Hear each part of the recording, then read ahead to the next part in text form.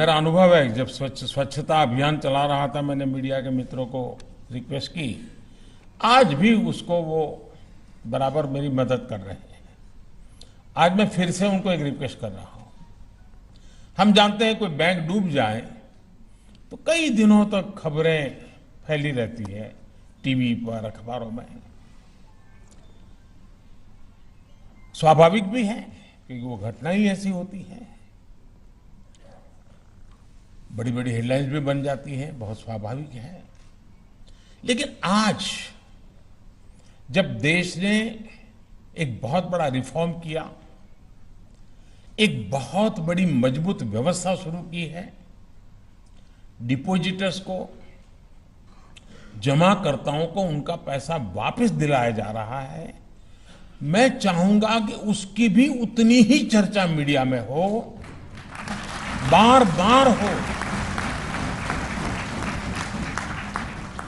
इसलिए नहीं कि मोदी ने किया इसलिए करना है, ये इसलिए जरूरी है कि देश के डिपॉजिटर्स में विश्वास पैदा हो सकता है कुछ लोगों के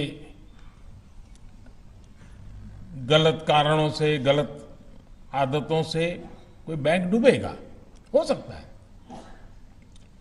लेकिन जमाकर्ता का पैसा नहीं डूबेगा, जमाकर्ता का पैसा सुरक्षित रहेगा।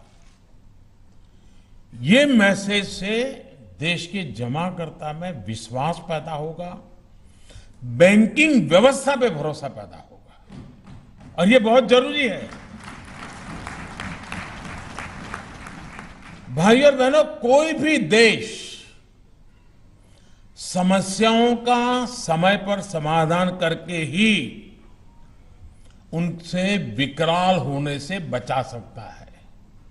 लेकिन हम भली भांति जानते हैं, वर्षों तक हमारे यहां एक ही प्रवृत्ति रही कि भाई समस्या है, टाल दो, दरी के नीचे डाल दो। आज का नया भारत समस्या के समाधान पर जोर लगाता है। आज भारत समस्याओं को टालता नहीं है।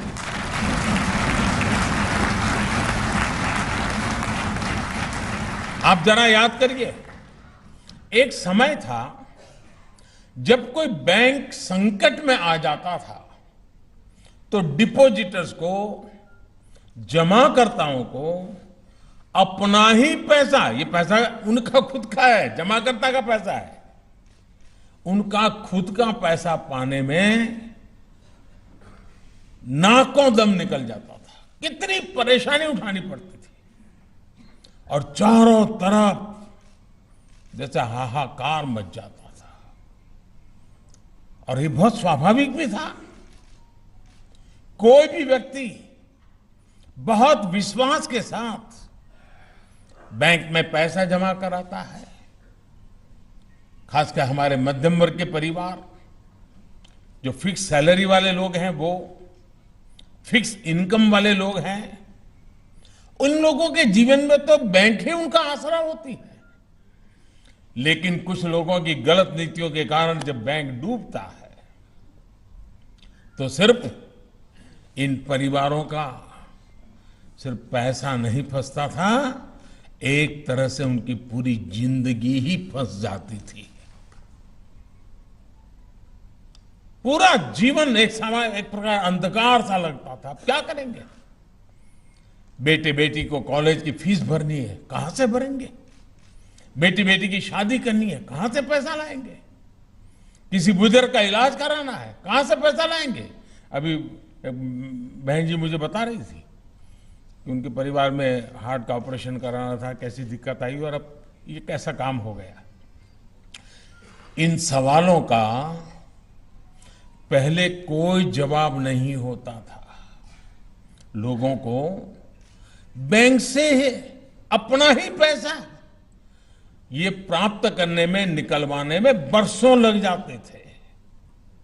हमारे गरीब भाई बहनों ने, निम्न मध्यम वर्ग के लोगों ने, हमारे मध्यम वर्ग ने दशकों तक इस स्थिति को भोगा है, सहा है। विशेष रूप से कोऑपरेटिव बैंकों के मामले में समस्याएं और अधिक हो जाती थी। आज जो लोग अलग अलग शहरों से इस कार्यक्रम में जुड़े हैं, वो इस दर्द, इस तकलीफ को बहुत अच्छी तरह समझते हैं।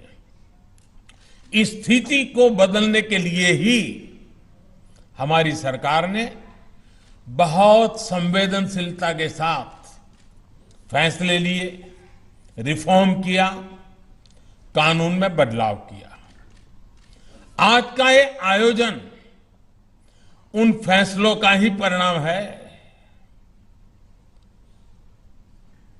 और मुझे बराबर याद है, मैं मुख्यमंत्री रहा हूं और कोई बैंक में तूफान खड़ा हो जाता था तो लोग हमारा ही गला पकड़ते थे। या तो निर्णय भारत सरकार को करना होता था या उस बैंक वालों को करना था, लेकिन पकड़ते थे मुख्यमंत्री को। हमारे पैसों का कुछ करो हमारा। मुझे काफी परेशानियां उस समय रहती थी और उनका दर्द भी बहुत स्वाभाविक था। और उस समय मैं भारत सरकार को बार बार रिक्वेस्ट करता था कि 1 लाख रुपया की राशि हमें 5 लाख बढ़ानी चाहिए, ताकि अधिकतम परिवारों को हम सेटिस्फाई कर सकते हैं। लेकिन खैर, मेरी बात नहीं मानी गई। उन्होंने नहीं किया तो लोगों ने ही किया, मुझे भेज दिया यहां।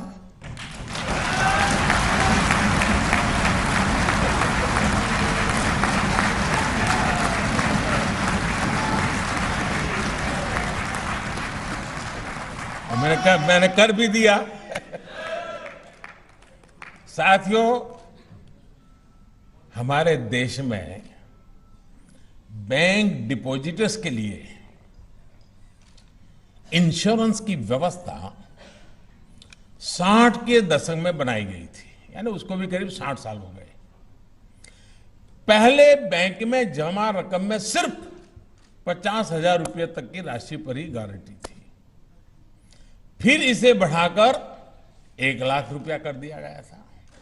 यानी अगर बैंक में डूबा जो डिपॉजिटर्स के पैसे जमाकर्ताओं को 1 लाख रुपया तक तो मिलता था, लेकिन वो भी गारंटी नहीं कब मिलेगा, 8-8, 10-10 साल तक।